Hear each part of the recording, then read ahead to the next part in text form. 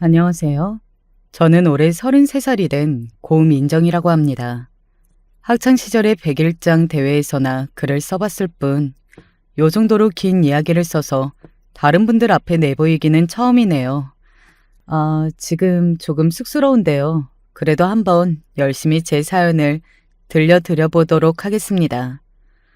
우리 세대는 영상 유튜브와 같은 매체에 더 익숙한 MZ세대이지만 그래도 책을 보는 맛이라는 게 있고 글로 전하는 맛이라는 것이 있지 않나요? 제가 사연을 보내면 성우님께서 또 다정한 목소리로 읽어주실 테니 그것을 믿고 저도 용기를 내보았어요. 제가 지금부터 여러분께 전해드릴 이야기는 저의 연애와 결혼 이야기입니다. 연애의 시작은 대학교에 들어가서부터였어요. 저의 장점을 꼽으라면 당연코 다리와 몸매입니다. 다리가 길고 예뻐서 스커트가 참 잘 어울리는 몸매거든요. 연예인 이혜영 씨나 유라 씨가 다리 보험에 들었다고 하는데 저도 다리 보험 들고 모델할 정도로 예쁘다고 생각해요. 제 자랑 같지만 얼굴도 서구형 미인으로 생겨서 키가 5cm만 컸어도 미스 코리아감이라는 얘기를 어려서부터 듣고 자랐어요. 그래서 처음 대학교 보드게임 동호회에 갔을 때에도 저랑 데이트하려고 많은 남자들이 다투었죠. 그때 저는 명문대에 다니는 키가 182cm로 크고 1살 위인 오빠와 연애 중이었기 때문에 그런 남자들의 관심쯤은 가볍게 물리칠 수 있었어요. 자존심도 세고 남에게 함부로 여지를 주지 않는 철벽녀가 바로 저였거든요. 저를 차지하려던 남자들의 무리 속에 눈에 띄는 동갑내기 친구가 있었습니다. 이름은 한재석. 중앙대 토목공학과에 재학 중인 친구인데 동명이인인 연예인이 있잖아요. 잘생기기로 유명한 남자 배우요. 하지만 이 친구는 그 남자 배우와 반대로 정말 못생겼습니다. 굳이 닮은 꼴을 찾자면 뚱뚱한 개그맨으로 유명한 유민상님이랄까요? 슬프지만 재석이는 그 개그맨보다도 못생긴 것 같아요. 남자친구가 있다고 철벽치고 상대도 잘 안 해주는 저에게 한결같이 친절하게 대해주고 챙겨주는 친구였어요. 외모가 대수인가요? 저에게 그렇게 잘해주니까 우리는 친구로서 친하게 지냈습니다. 재석이는 제가 동호회에 오고 갈 때마다 차로 저를 데려다 주었고 제가 좋아하는 간식과 커피도 미리 차에 챙겨놨습니다. 게임 도중에 배가 고파 보이면 그런 간식을 저에게 조용히 주었고요. 생리통으로 아파서 동호회 참석이 어려웠던 날은 약이랑 죽 그리고 핫팩까지 챙겨서 우리 집 문 앞에 두고 갔습니다. 제가 보고 싶은 영화가 있거나 쇼핑하러 갈 때나 언제나 오케이 당연하지 하고 같이 가주는 친구는 재석이 뿐이었어요. 당시 사귀던 남자친구도 해주지 못할 만큼 공주처럼 대접해주니 저는 점점 이 친구가 스며들듯이 마음에 자리했습니다. 하지만 친구 그 이상의 어떤 관계나 일은 없었습니다. 재석이가 저에게 정성을 쏟은지 꼬박 4년의 시간이 흘렀습니다. 저도 재석이도 제 남자친구도 모두 어느덧 취직을 해서 사회인이 되었어요. 하지만 사회로 나간 뒤 남자친구와의 연애는 쉽지 않았습니다. 자주 싸우고 서로 마음 상하는 일뿐이었어요. 그러더니 사귄 지 5년이 되어가자 남자친구는 저에게 시들해진 건지 회사에 입사해서 바쁘다며 연락도 잘하지 않았어요. 그러다가 결국 회사에 좋아하는 사람이 생겼다며 그 오빠는 저에게 이별을 통보했습니다. 괴로운 마음에 재석이와 술을 마시면서 헤어진 아픔을 삭히고 있었어요. 미정아, 너무 힘들면 나한테 기대해.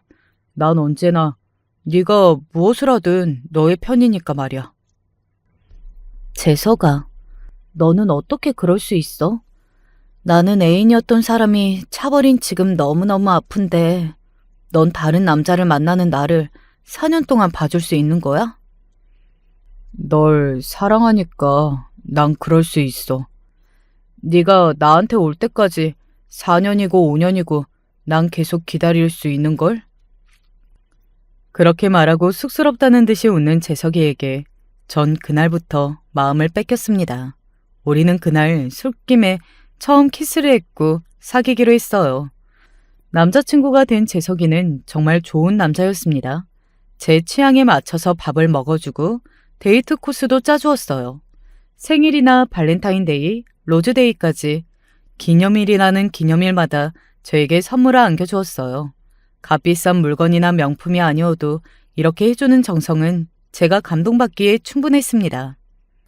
이렇게 나에게 잘해주는 남자를 4년 동안이나 짝사랑하게 만들다니. 좋은 남자를 몰라보고 외사랑을 하게 만들었던 과거에 미안한 마음까지 들었어요. 우린 사귄 지 1년이 채 안 되었지만 재석이는 저에게 청혼을 했고 이윽고 우리는 결혼까지 하게 되었어요. 제가 다니고 있는 직장은 광고 대행사입니다. 여러분이 보시는 TV나 인터넷 광고에서 제품을 찬양하거나 선전하는 문안을 작성하는 것이 저의 직업이죠. 흔히 카피라이터라고 부르고요. 현재 대리 2년 차로 월급이 대기업 수준은 아니지만 연봉이 6천만 원 가까이 되어서 경제력이 있는 편이죠. 남편은 중견 건설 회사에 다니고 있습니다. 워낙 성격이 좋고 친화적이라서 직장 생활은 잘하는 것 같이 보여요. 하지만 열심히 일해서 고가를 높이 받고 승승장구하는 정도까지는 아니고요. 우리는 결혼한 지 2년 차의 부부이지만 아직 아이가 없어서 결혼할 때 우리의 힘으로 산 아파트의 대출금을 열심히 갚아가면서 남들처럼 행복하게 살고 있었어요. 시부모님은 두 분 다 건강히 지내고 계시고 그 나이에 흔치 않은 금수를 보여주고 계시죠. 그리고 두 분 모두 평범하고 일반적인 분들이라서 여기에서 보는 사연들처럼 제가 못된 시집살이를 겪는 것도 아니에요. 생각해보니 한 가지 단점이 떠오르네요. 시댁 집이 정말 너무 더러운 거 있죠? 시댁에 들어갈 때면 바닥에 늘어놓은 옷가지나 쓰레기 등을 치우면서 들어가야 지나다닐 수 있을 정도라니까요. 부엌과 화장실엔 하얀 실리콘 줄눈마다 곰팡이와 물때가 잔뜩 끼어 있습니다. 그래서 제가 시간 날 때 날을 잡아서 한 달에 한 번 정도 제가 대청소를 해드리고 오곤 해요. 직장 다니면서 대단히 챙겨드리는 것도 없는 며느리인데 이 정도는 할 수 있는 효도라고 생각하거든요. 시부모님은 집이 이만하면 됐지 뭘 하시지만 제가 청소해드리고 잔소리할 때면 저를 거드는 한 사람이 있습니다. 바로 남편의 동생인 서방님이요. 청결을 강조하는 서방님은 더러운 집에서 사는 것을 못 견디고 취직하자마자 자취를 시작했다고 합니다. 우리 서방님의 이름은 한재희이고 남편이나 저보다 2살 어린 31살이에요. 서방님과 남편은 180도 다릅니다. 어떻게 한 배에서 둘이 나왔나 싶을 정도예요. 키도 크고 얼굴이 깔끔하게 잘생긴 편으로 대학 때부터 여자들한테 인기 많았다고 시모가 늘 자랑하십니다. 뿐만 아니라 공부도 잘하고 독하게 파는 스타일이라 결국 누구나 꿈꿀 만한 대기업의 취업까지 성공했어요. 서방님은 승진을 위해 고가도 신경 쓰고 열심히 일하는 사람입니다.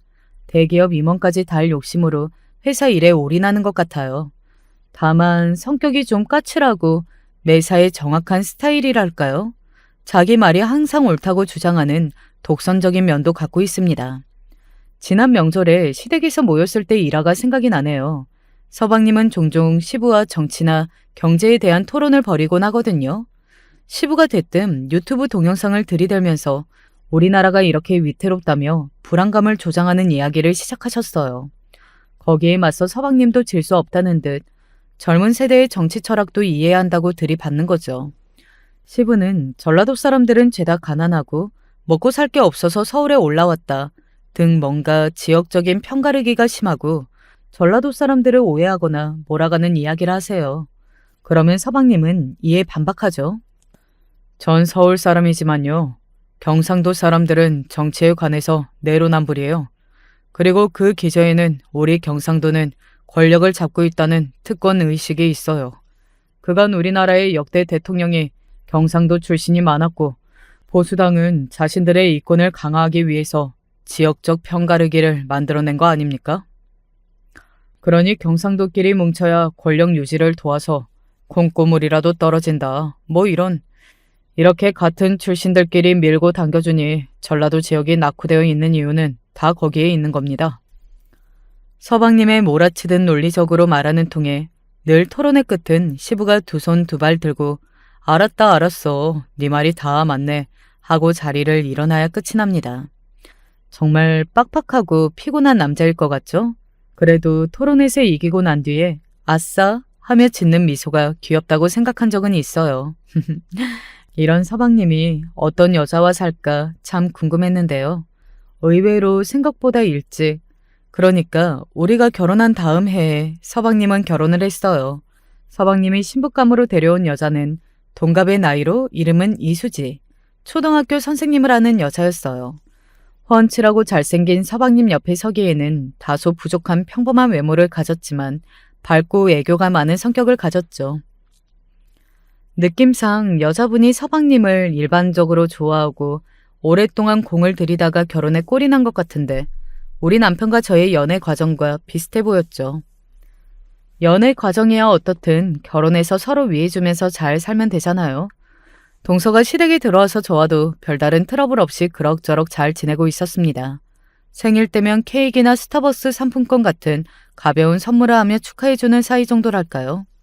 시댁에서 만날 때면 늘 서방님이 바쁘다고 결혼해도 얼굴을 잘 볼 수 없다며 징징대며 우는 소리를 해요. 동서는 결혼한 지금도 서방님이 그렇게 좋아서 보고 싶어? 그럼요. 우리 남편이 보통 멋있는 남자예요? 그런데 평일에도 야근한다고 늦어. 주 5일째인데 토요일까지 회사를 나간다니까요. 난 선생이라 시간 여유가 많은데 누구랑 노냐고요. 외로워요 아주. 한편으로는 동서의 불평이 이해가 가기는 해요. 왜냐하면 결혼하고 1년쯤 지나자 우리 남편도 변했거든요. 늘 나만 바라보고 나에게만 맞춰주던 남자가 이제 자기 일과 시간을 챙기더라고요. 회사 일이 바쁘다며 평일에 늦은 퇴근이 많아졌고 저를 토요일마다 혼자 집에 두고 나가기 시작했어요. 남편은 평소에 누군가의 연락을 기다리는지 핸드폰을 손에 놓은 적이 없어요. 자기 좀 이상하다며 쳐다보는 저에게 거래처에서 수시로 연락하기 때문에 놓쳐서는 안 된다며 항변했지만 전 아무래도 의심이 갔어요. 남편은 주말 특히 토요일마다 늘 회사의 공사 현장에서 외근한다며 나갔습니다. 정과는 확연히 달라진 남편의 태도에 전 안심하고 가정생활을 할 수만은 없었어요. 회사의 친한 언니와 이 일을 상의했을 때 이건 100% 바람이야 바람. 우리 그이도 예전에 딱 모양새가 그랬거든. 의심을 가는 사람을 생각해보고 토요일마다 어디 가는지 미행을 한번 해봐. 처음 남편의 바람을 의심했을 때 그 대상을 생각해보니 문득 남편이 한 달에 2번씩 다니는 미용실이 떠올랐습니다. 이전에는 헤어스타일을 그렇게 신경 쓰는 남자가 아니었는데 최근 들어 너무 자주 다니는 것이죠. 그리고 그 미용실은 원장이 혼자 운영하는 샵이었는데 동네에 소문이 파다 있습니다. 30대의 여자 원장은 늘 가슴이 푹 파져있는 티셔츠나 짧은 미니스커트 등 육감적인 몸매를 드러내는 옷차림으로 동네 여자들의 입방아에 오르내리고 있던 참이었죠. 남편은 평소 몸매 좋은 여자들이 지나가면 힐끗거리며 눈길을 주는 사람입니다. 그래서 저는 남편이 요즘 그 미용실 원장과 바람을 피우고 있다고 추측했습니다. 남편은 둘째 주 토요일 오전에 평소와 같이 미용실에 가겠다고 나섰습니다. 전 그의 뒤를 쫓았습니다. 거리를 두고 미행을 하다가 미용실에 들어가는 모습을 확인했죠. 그리고 멀리서 미용실 통창으로 보니 시시덕거리며 그 원장과 얘기를 하는 남편을 볼 수 있었습니다. 남편의 머리를 다 만지고 나서 본격적으로 불륜 행각을 하게 될 것인지 긴장되는 마음으로 지켜보고 있었어요. 토요일마다 외출하는 남편은 분명 여기서 머리를 만진 뒤 둘이서 함께 나가든지 미용실 안의 으슥한 공간에서 생각하고 싶지 않은 그 짓을 하든지 할 거라고 생각했죠. 하지만 의외로 남편은 미용실에서 머리만 깎고 나서 가뿐한 표정으로 나오는 것이었습니다. 미용실 원장은 남편이 바람피는 상대가 아니었던 것입니다. 남편은 미용실에 나와서 우리 아파트 지하 주차장으로 바로 갔습니다. 그리고 차를 타고 어딘가로 가버렸습니다. 지하 주차장에서 남편이 떠나가는 것을 바라보며 바람피는 현장을 제 눈으로 목격하지 않았다는 안도감이 몰려왔습니다. 그럼 그렇지. 내가 무슨 망상을 펼친 거야? 집으로 올라가는 엘리베이터 안에서 문득 이런 생각이 들더군요. 그럼 남편은 머리를 자르고 어딜 가는 거지? 매주 토요일마다 저러고 회사를 간다고? 불륜의 대상이 미용실 원장이 아니라는 것만 확인했을 뿐 아직 남편이 바람을 피고 있지 않는다는 확신은 들지 않았어요. 하지만 남편은 제가 다른 남자친구가 있을 때조차 소나무처럼 저만 좋아해준 사람이에요. 그런 남편을 한 번 의심하고 미행까지 했으니 여기에서 멈추자는 생각으로 남편을 믿기로 마음 먹었습니다. 그렇게 며칠이 지나고 남편은 교통사고가 나버린 거예요. 경찰이 제게 전화로 남편분이 파주 인근 도로에서 교통사고가 났으니 어서 빨리 병원으로 오라고 알려준 거죠. 전화로 이 이야기를 듣는 내내 전 남편을 잃을까 하는 두려움에 심장이 터져 나올 듯 했습니다. 당장 병원으로 달려갔고 그곳에서 응급실에 앉아있는 남편을 볼 수 있었습니다. 다행히 남편은 제가 걱정할 만큼 다친 상태가 아니었어요. 의식도 멀쩡했고 얼굴도 몇 군데 피투성이 찰거상이 보였고 간호사의 처치를 받고 있었어요. 여보, 괜찮아? 교통사고 났다고 해서 내가 얼마나 놀랐는지 몰라. 자기 왔구나. 난 괜찮아. 그냥 몇 군데 긁히고 크게 다친 데도 없어서 치료받고 나가면 되는데 경찰이 괜히 보호자에게 연락한다고 해가지고. 그랬구나. 정말 다행이야. 그런데 자기가 왜 파주에 있던 거야? 남편은 갑자기 엄청 당황하는 표정으로 쉽게 대답을 못하고 말을 다른 데로 옮겼어요. 그때 제 촉이 왔어요. 바람 피러 파주 갔다가 사고가 난 것이구나. 그때 간호사가 남편에게 말했습니다. 한재석 환자분, 사고 났을 때 동행했던 이수진님 보호자도 오시는 건가요? 저희가 수속을 밟을 때. 잠깐, 뭐라고? 이수지? 저는 제 귀를 의심했습니다. 내가 아는 사람 중에 이수지라는 이름은 바로 동서였으니까요. 이 생각이 들고도 저는 너무 말도 안 되는 일이라서 설마 하는 눈으로 남편을 바라보니 저보다 더 당황하는 남편의 표정을 보고 말았어요. 전 긴장되는 마음으로 주변을 둘러보았습니다. 그리고 남편과 멀지 않는 병상에서 이수지, 바로 동서를 볼 수 있었어요. 동서가 왜 여기에... 설마 너네 둘이? 정말이지 믿을 수 없는 광경이 눈앞에 펼쳐지면요. 사람이 정말 바보가 되어버립니다. 그 둘에게 따지거나 화내지도 못하고 전 그저 그 병원 밖으로 나오기 바빴어요. 전 이렇게 남편이 바람핀 사실을 알게 되었고 그 상대가 동서라는 충격적인 현실을 받아들이기가 힘들었습니다. 저를 볼 면목이 없는 것이었던지 남편은 이틀 뒤에나 집에 들어왔습니다. 남편이 샤워하러 욕실에 들어간 사이에 전 휴대폰 안에 카톡, 문자, 통화 내역 등등 뒤지기 시작했습니다. 그리고 전 찾을 수 있었어요.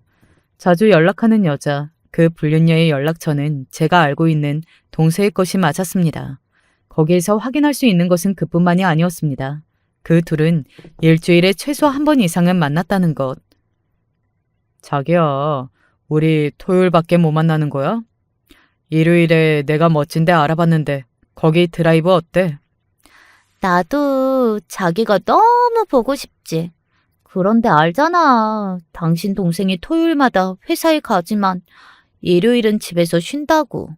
일요일은 우리 각자의 가정에 충실하기로 해요.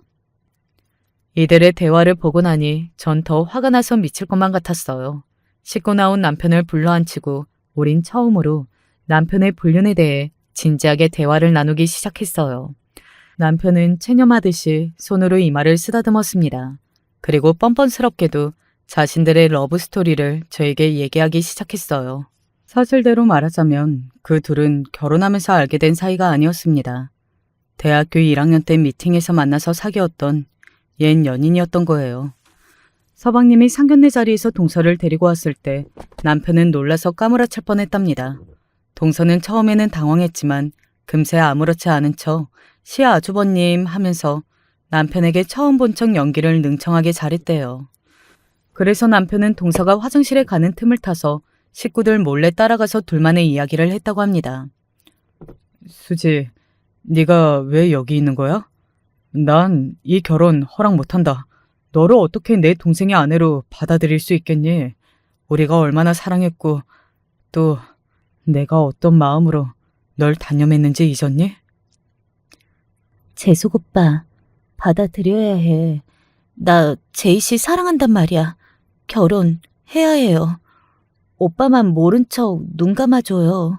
할 수 있죠? 그도 그럴 것이 사귀었던 둘의 사이는 동서가 남편에게 질렸다면서 100일 만에 끝이 났다고 합니다. 동서는 남편이 못생겨서 더 이상 뽀뽀도 하기 싫다면서 매정하게 차버리고는 금방 다른 남자를 사귀었다고 해요. 하지만 남편은 그런 동서가 자신의 첫사랑이었고 완전히 잊지 못한 채로 가슴속에 품고 살아왔다는 겁니다. 너 지금 그게 내 앞에서 할 소리니? 사랑? 잊지 못한다고? 네가 날 쫓아다니면서 순정남처럼 꼬셨던 게 4년이야. 그럼 나에게 한 말도 거짓말이었어? 아니야, 미정아. 널 정말 사랑했던 것도 사실이야. 하지만 남편은 한동안 말을 잇지 못하고 눈에 미안함이 가득한 채로 절 쳐다보고 있었어요. 하지만 그 다음에 뭐라고 말할 건데?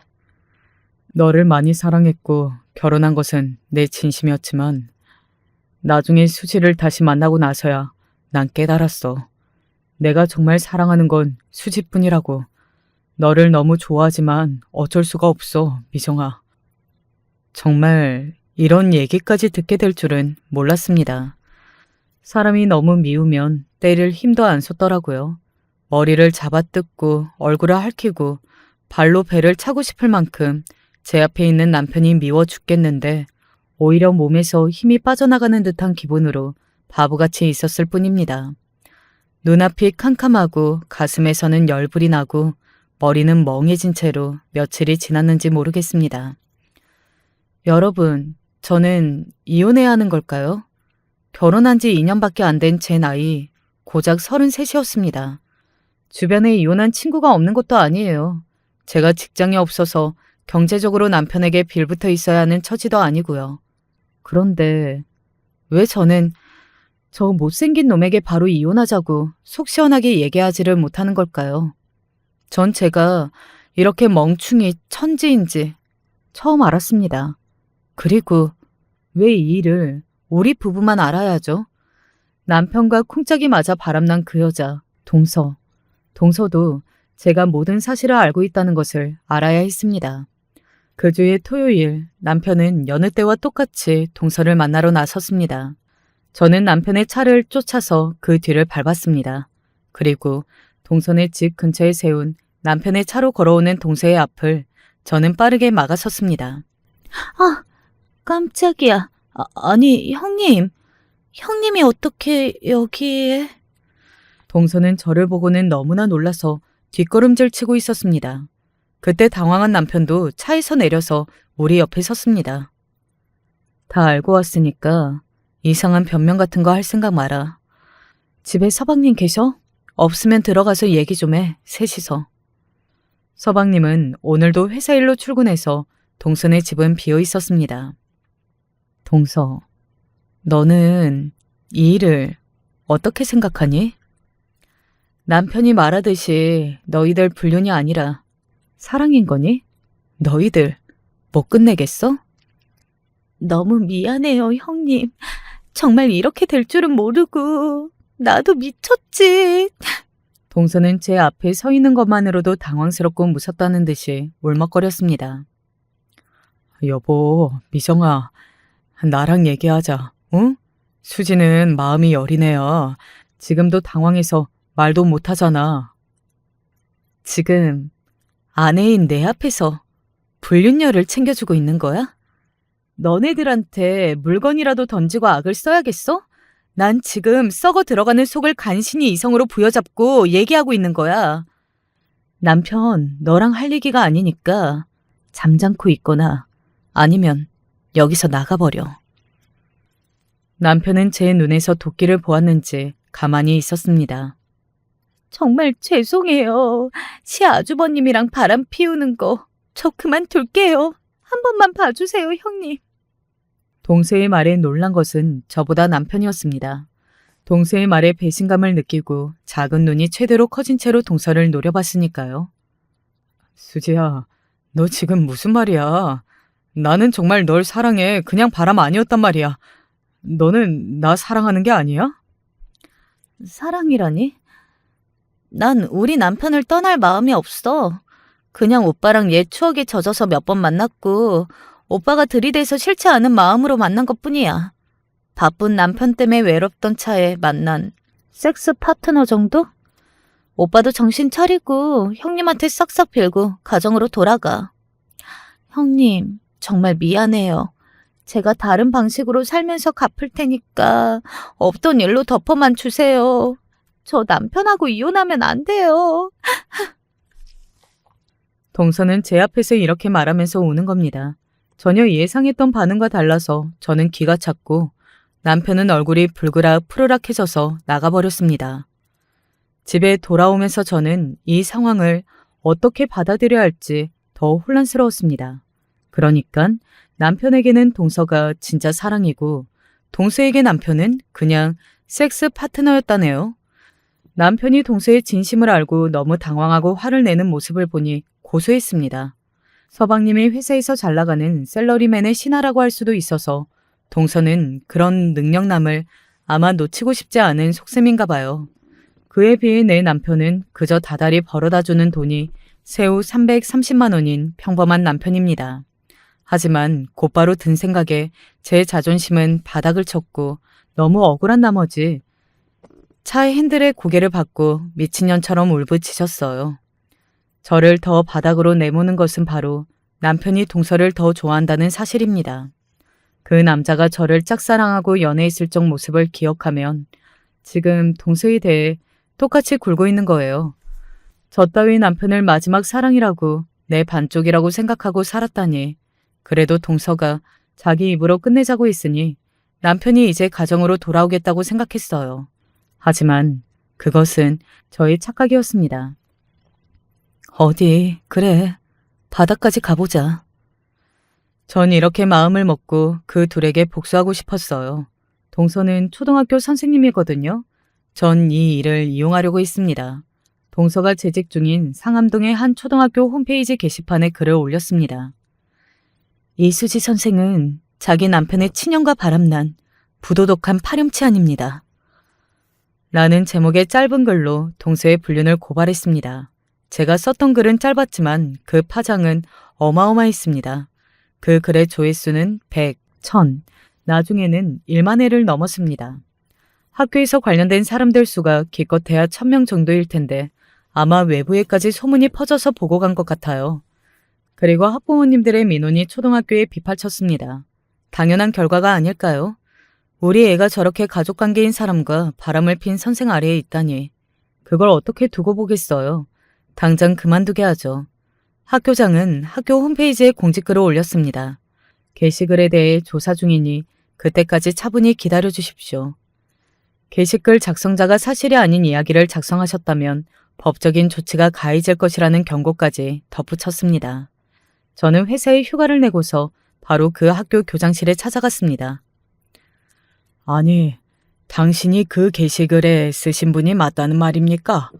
왜 그런 충격적인 글을 학교 게시판에 써서 이 난리가 나게 하셨습니까? 교장 선생님, 제가 누구인 것 같으세요? 저는 바로 이수지 선생이 바람핀 남편의 아내입니다. 시댁에서 그 여자는 저를 형님이라고 불며 가족처럼 지내는 사이였는데 말입니다. 교장 선생님은 50대 후반의 여자분이셨어요. 제 말에 너무 놀라셨지만 이내 차를 내와서 저에게 주었습니다. 자, 일단 이 차를 드시고 진정하세요. 얼마나 놀라고 화가 나셨으면 그러셨겠습니까? 하지만 아무리 그 일이 사실이어도 사실적시 명예훼손으로 고발당하실 수도 있는 거 아시죠? 일단 그 글은 게시판에서 내려놓겠습니다. 하지만 전 정말 이수지 선생이 그렇게까지 부도덕한지 미처 몰랐군요. 쓰신 내용이 너무 충격적이라 바로 이수지 선생에게 물었을 때 아니라고 어떤 미친 여자가 허황된 글을 쓴 것이라고 저에게 해명했습니다. 그런데 이제야 사실을 알게 되었군요. 저도 성인이 된 아들과 딸을 키우는 엄마입니다. 이런 말도 안 되는 짓을 저지른 선생을 우리 학교에 둘 수는 없죠. 제 나름대로 처리해 볼 것이니 걱정 마시고 댁으로 돌아가 주세요. 교장 선생님은 말이 통하는 분이셨습니다. 그리고 얼마 뒤 동서가 우리 집 현관문을 쾅쾅 두들겼습니다. 내가 재석 오빠랑 정리해준다고 했잖아요. 내가 그렇게 미안하다고 사과하고 서로 없던 일로 해놓고선 우리 학교에 투서를 넣어요? 형님 덕분에 나 오늘 학교에서 잘렸다고요. 이 일을 어떻게 책임질 거예요? 진짜 끝까지 가보자는 건가요? 학교에서 잘리고 남편한테 이혼까지 당하면 다 당신 때문이야. 형님, 너는 내가 이혼하고 네 남편이랑 다시 만나길 바라는 거니? 네 남편은 지금도 나 없이 못 산다고 질척거리는 걸 그것도 모르고 어디 바라던 대로 네 남편 채 가서 한번 살아볼까? 늘 생글거리면서 웃던 동서가 아닌 처음 보는 사람이었습니다. 시장통에서 싸우는 아주머니도 이보다 험악하게 나오지는 않을 텐데 이것이 동서의 본 모습일까요? 학교는 보수적이고 도덕적인 조직입니다. 동서의 불륜 행위가 조직이 규정한 품위유지 의무에 어긋난다고 판단될 시 이를 징계의 근거로 삼을 수 있다는 입장이라며 학교장은 제가 학교를 찾아간 다다음 날 징계위원회를 열었다고 합니다. 그리고 징계위원회에서 국가공무원법 제63조 품위유지의 의무 조항을 근거로 동서는 해임 처분을 받고 학교에서 하루아침에 쫓겨난 것이죠. 그것도 선생님과 학생들의 손가락질을 받으면서 아주 불명예스럽게 말입니다. 이런 걸 보고 사필기정이라고 하는 거겠죠. 당연한 결과야. 학교 선생이라는 여자가 다른 사람도 아니고 자기 남편의 형을 건드려? 내 앞에서 가증스럽게 셀셀 웃던 네가 이제야 남의 남자 뺏는 여자답게 구는구나. 어디 네 마음대로 해보렴.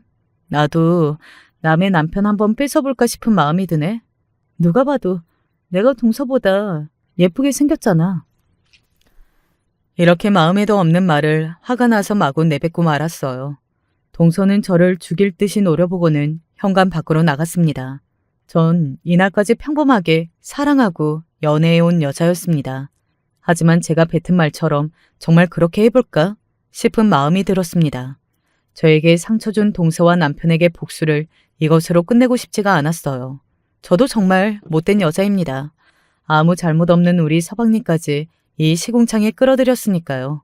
전 다음날 아침 일찍 서방님을 근처 공원에서 급히 할 말이 있으니 만나자고 했어요.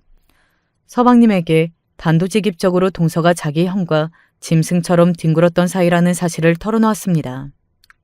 서방님은 제 얘기를 듣고 믿을 수 없다는 듯 얼굴을 두 손에 파묻고 아악하고 소리를 지르며 일어나서 뛰쳐나갔습니다. 한참을 공원에서 뛰고 소리 지르던 서방님은 얼마 뒤 평소처럼 냉정한 모습으로 제가 앉아있는 벤치로 왔습니다. 서방님은 얼마나 괴로울까요? 저 자존심쌤 남자는 지금 얼마나 그들이 미울까요? 수십 일이 지난 저도 아직 마음의 정리가 되지 않았는데 말입니다. 형수님이 없는 사실을 이 아침까지 저한테 하실 분도 아니고 사실이겠죠? 언제부터 어쩌다가 그렇게 된 겁니까? 진짜 내 형이, 내 아내가 그러는 게 맞습니까? 정말 미안해요. 나만 알고 끝내고 싶었지만 그러기에는 남편이 동서와 계속 관계를 유지하겠다고 고집을 부리고 있네요. 동서는 남편이 섹스 파트너였을 뿐이라고 하지만 제가 이 사실을 알고 나서도 둘은 만나는 것 같아서 서방님에게도 알려야 했어요. 당연하죠, 형수님. 진작 저에게 말했어야 했어요. 아내가 그런 여자인 줄 알았다면 전 단 하루도 같이 살지 않았어요. 지극정성으로 날 챙겨주길래 여자로서 그리 사랑하지 않았지만 결혼까지 왔는데 감히 지가 나를 배신해? 나도 서방님하고 같은 마음이에요. 형이 저한테 4년을 쫓아다녔고요. 그래서 겨우 연애하고 결혼까지 허락해준 건데 그 못난 상판떼기로 그것도 동서와 바람이라니 말이 되냐고요. 서방님은 이제 저의 전우와 같았습니다. 우린 같은 상처를 입은 동지와 같이 서로를 누구보다 이해하고 보듬어 줄 수 있었어요. 전 처음으로 혼자가 아닌 누군가의 어깨를 빌려서 마음껏 울음을 토해냈습니다.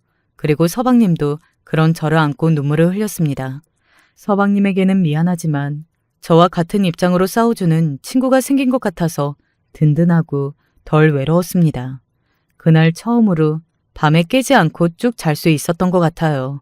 하지만 그 밤에 남편은 술에 떡이 돼서 집에 들어와 자고 있었습니다. 아침 7시야. 일어나. 지각하겠어. 너 말이야. 도대체 무슨 일을 벌이고 다니는 거니? 그냥 조용히 수지와 내 사랑을 인정하고 쿨하게 물러나는 게 그렇게 어려워?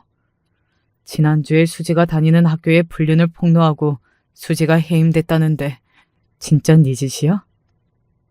넌 남편으로서 나를 배신해놓고 계속 동서편을 드는구나. 왜?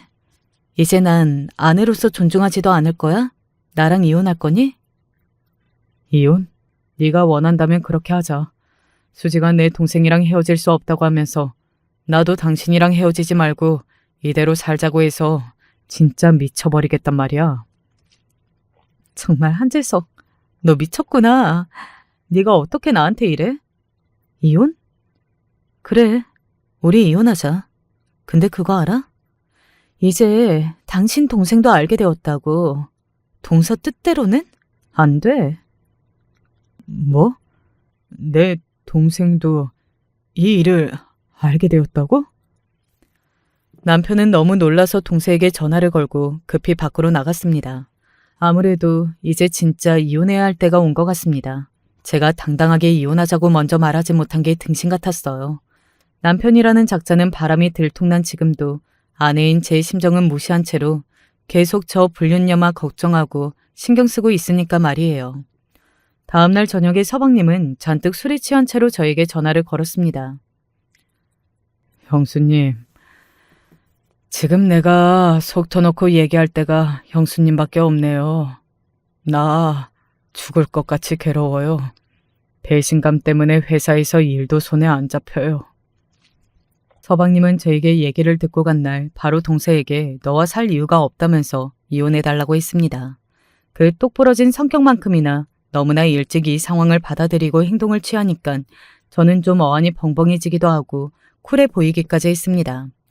그들의 바람을 먼저 알아챈 건 저인데 남편에게 말하고 다음 동서에게 그리고 마지막으로 서방님에게 말하기까지 한 달 가까이 고민하고 고민하면서 했거든요. 이런 제 자신이 정말 찌질하고 싫지만 사실 아직까지도 남편과의 이혼을 고민하고 있었어요. 저는 매사에 철두철미하고 흐트러짐 없는 서방님이 걱정되어 서방님이 있다고 한 술집으로 찾아갔습니다. 술집 바에 혼자 앉아서 양주 한 병을 거의 비우고 있는 서방님을 발견하고 조용히 그 옆에 앉았어요. 어제 형하고도 얘기했습니다. 형은 제 아내와 헤어질 수 없다고 하네요. 지금 형에겐 저는 친동생도 아니고 그냥 자기가 사랑하는 여자의 남편일 뿐이더군요. 형수님, 저는 아내보다 형한테 더 배신감이 듭니다. 그리고 형도 아내도 모두 잃어야 하는 제 처지가 너무 불쌍해서 견딜 수가 없어요. 저는 말없이 양주를 따라서 연거푸 2잔을 들이켰습니다.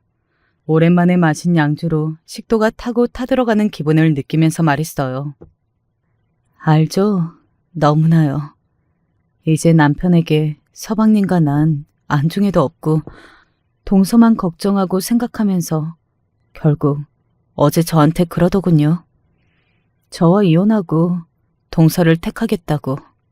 바람핀 것도 용서하기 힘든데 그렇게 나오는 남편이 더 용서하기가 힘들어요. 서방님, 우리가 그동안 그들에게 잘못한 것도 없잖아요? 그런데 왜 그런 못난 것들에게 이런 대접을 받아야 하나요? 제가 웃긴 얘기 하나 할까요? 상견례 자리에서 형수님 처음 봤을 때 솔직히 눈부셨어요. 왜 저런 멋진 여자가 우리 형과 결혼하려고 하는 걸까 의아했어요. 하지만 형수님은 형의 순정을 믿고 그곳에 인생을 거는 느낌이었죠. 그 모습이 조금 이상하기도 하고 조금 안 됐기도 하고 그때 저도 지금 아내와 연애할 때였어요. 제 이상형의 여자애는 못 미치지만 저를 따뜻하게 품어주고 저만 바라볼 것 같은 여자였어요. 그래서 믿고 마음을 열었던 것이었는데 결혼하면 행복하게 해주겠다고 하던 여자가 내 형과 그 집까지 했다니. 전 헛똑똑이었어요. 세상 이렇게 머저리 같은 새끼가 없는 거죠. 지나가는 사람들마다 나를 비웃고 있는 것만 같아요. 아니요, 서방님. 우린 잘못이 없어요. 그런 저질인 인간들 때문에 우리 자존감이 깨질 필요가 없다고요. 정신 차려요. 우리는 정말 그런 대접받을 사람이 아니에요. 배우자가 바람펴서 마땅한 사람들이 아니라고요. 정말. 전 서방님의 어깨에 기대어 또 울고야 말았습니다. 서방님의 마음, 이야기 모두가 제가 했던 것들이라서 그걸 보고 나니 꼭 저 같아서 너무 바보 같고 연민이 생겨서 견딜 수가 없었거든요. 서방님은 자기 어깨에 기대 울고 있는 저의 머리를 쓰다듬어 주면서 위로해 주었습니다. 갑자기 서방님은 제 입술을 손으로 쓰다듬었어요. 제가 미쳤나 봐요. 지금 형수님이 너무 사랑스러워 보이니까요. 하마터면 저도 술김에 취했고 쓸쓸했고 게다가 서방님은 잘생긴 훈남입니다. 아무리 그래도 내 남편의 동생인데 겨우 정신을 차리고 술집에서 나와 서방님을 택시에 태워 우리 집 거실 소파에 재웠어요. 그리고 다음날 아침 남편이 지르는 소리에 저는 잠을 깼습니다. 지금 뭐 하는 거야? 제이가 왜 우리 집에서 자고 있어? 너네 둘이 설마... 저는 눈을 비비고 나와서 남편에게 태어난 척 얘기했습니다. 너랑 동서처럼 그랬을까봐? 웃기지 마. 뭐 눈에는 뭐만 보인다고. 서방님이 많이 취해서 우리 집에 재웠을 뿐이야. 그러게 말이죠. 참나. 형수, 나 목마른데 물 한 잔만요. 전 서방님에게 꿀을 탄 찬물 한 컵을 바로 가져다 주었습니다. 그리고 그런 우리를 번갈아 보며 어이없다는 듯 기분 나빠하는 남편을 보니 한편으로 고세했어요. 서방님은 간밤의 과음 때문에 컨디션이 아주 나빠 보였습니다. 북엇국을 끓여서 계란말이와 소시지 볶음을 후딱 해서는 아침상을 차려뒀어요. 남편은 보이지도 않는다는 듯이 투명인간 취급을 하며 서방님만 식탁으로 불렀습니다. 서방님은 자기가 제일 좋아하는 반찬이라면서 이렇게 맛있는 아침을 매일 먹고 싶다고 말하며 정말 코를 박고 맛있게 먹었어요. 남편은 그런 우리를 보고 기분 나쁘다는 듯이 쿵쾅거리며 집을 나가버렸고요. 입장 바꿔보니 조금은 남편과 동서의 기분도 느낄 수 있었어요. 하지만 그렇게 바닥인 인간들과 똑같은 사람이고 싶지 않다는 반발심이 동시에 찾아왔습니다. 서방님, 우리 이제 어떻게 해야 하나요? 난 지금 형수 덕에 너무 위안을 받고 좋은데 그냥 우리 당분간 이대로 있을까요? 내 아내랑 형은 저들 욕구대로 움직이고 우리에게 상처를 줬습니다. 그런데 우리는 도덕도 굴레도 모두 지켜야만 하는 사람들일까요? 나 오늘도 퇴근하고 여기로 올 거예요. 여기가 지금 저에게 가장 편한 곳입니다. 서방님은 자기 말을 지키는 남자였어요. 그 뒤로 서방님은 자기 집에 들어가지 않고 우리 집에 와서 제가 차려주는 저녁을 먹고 함께 TV를 보고 이야기를 하다가 거실 소파에서 잠이 들었습니다. 그리고 내 남편은 서방님이 우리 집에 오가는 것에 경계심이 들었는지 저녁마다 꼬박꼬박 일찍 들어와서 편의점에서 사온 사발면과 맥주를 먹다가 안방에서 잠이 드는 겁니다. 한재서, 우리 이혼하기로 한 거 잊었니? 어떻게 하려고? 왜 전처럼 우리 집에서 그냥 지내는 건데? 몰라. 수지도 요즘 만나자고 해도 맨날 미루고. 근데 제이, 저 녀석 언제까지 우리 집에 오게 할 거야? 도대체 너네 왜 이러는 거냐? 몰라서 물어? 서방님은 너 때문에 상처 입은 거야. 나도 그런 서방님 불쌍해서 그냥 못 두겠어. 밥도 해주고 보살펴주다가 보낼 거야. 남편은 제 말에 질투라 하다가 집 밖으로 나가서 캔맥주 한 상자를 사들고 와서 밤새 퍼마셨습니다. 서방님과 저 그리고 남편까지 이 관계는 도대체 무엇인지 저도 이제는 잘 모르겠습니다. 하지만 이런 상황이 오래 지속되지는 않았습니다. 토요일 오전인데 서방님은 출근하지 않고 우리 집에서 책을 보고 있었고, 그때 동서는 시모를 모시고 우리 집에 들이닥쳤어요. 어머님, 이것 좀 보세요. 제 말이 맞죠? 형님이 내 남편을 꼬드겨서 이렇게 딴 살림 차리고 있는 것 좀 보시라고요. 시모까지 오셔서 이 광경을 보시니 전 민망하고 당황스러워져서 경직되고 말았어요. 그런 제 긴장을 풀어주려는 듯 서방님은 제 손을 꼭 잡아주었어요. 아니, 첫째야, 이게 무슨 일이냐? 다른 사람도 아닌 제이 네가 왜 형수랑 같이 있는 게야? 어머니, 저 사람이 뭐라고 한 건진 모르겠지만 오해세요. 전 저 여자와 같이 살 수 없어서 집을 나왔고 형수랑 같이 있는 것이 좋아서 이 집에 있는 것뿐이에요. 저 걸레 같은 여자나 형과는 다르다고요. 나랑 미정 씨는. 뭐? 미정 씨? 그리고 뭐가 달라? 같이 집에서 부부처럼 살고 있잖아. 아이고 어지러워라. 이게 무슨 상황인지 난 당체 모르겠네. 형이랑 둘째가 뭐? 참 어이가 없네. 동서 지금 어머님께 너네들 한 짓 얘기도 안 드리고 나랑 서방님 관계 오해해서 여기까지 모시고 온 거니? 어머님, 저 동서가요. 내 남편이랑 둘이 옛날에 사귀었대요. 그리고 몇 달 동안 저 둘이 러브호텔 다니면서 그 집까지. 차마 시모와 서방님 앞에서 그 둘이 잠자리에 있다고까지는 말을 잇지 못했습니다. 아니에요. 이제 시아주버님하고 그런 건 없던 일로 할 거예요, 어머님. 그냥 잠깐 미쳐서 그런 거니까 봐주세요. 네? 그때 남편이 방에서 나와서 동서에게 달려들었습니다. 짝 하는 소리. 남편은 동서의 뺨을 한 대 때리고서는 분노해서 말을 퍼붓기 시작했죠. 수지 너 또 옛날처럼 나를 버릴 거니? 난 너한테 다 주었는데 정말 사랑했는데 우리가 그냥 잠깐 미친 거라고? 배신감에 남편은 눈물까지 흘리며 나가버렸습니다. 동서는 얻어맞은 뺨을 손으로 만지면서 울기 시작했어요. 서방님은 동서에게 다가갔어요. 전 동서를 달래주려고 한 줄 알았죠. 하지만 잘 들어도 당신과 형한테 복수하는 마음 아니고 진심으로 미정씨가 좋아졌어. 여기에서 잠이 들고 미정씨가 차려주는 밥 먹는 일상에 그렇게 마음 편할 수가 없어. 단지 그것뿐이야. 너처럼 내 형과 그 집부터 아는 그런 연놈들과 나랑 미정씨는 다르다는 걸 알아주면 좋겠네. 이제 너와 같은 집에 사는 일은 없을 거야. 빠른 시일 내로 이혼하자. 그리고 서방님은 내 손을 잡고 집을 나갔습니다. 우리 집에서 망연자실해하는 시모와 울고불고 있는 동서를 남겨두고서요. 서방님은 한다면 하는 남자였습니다. 동서와 빠르게 이혼을 했고 둘이 살던 집은 어차피 서방님이 해오신 집이었기 때문에 동서는 자기 물건만 트렁크에 싸서 집을 나가야 했어요. 그럼 저희 부부는 어떻게 되었을까요? 저는 전에 남편에게 이혼하자고 확실하게 얘기했지만 남편은 요시부동입니다. 자기야, 정말 나 한 번만 용서해 주라. 내가 그동안 정말 미쳤었다. 원래 난 수지가 우리 집에 들어온 걸 알았을 때도 걔랑 그런 관계까지 갈 생각은 없었어. 근데 그년이 동생 없을 때마다 전등을 고쳐달라고 커튼을 달아달라고 그런 식으로 나를 자꾸 집으로 끌어들이더라.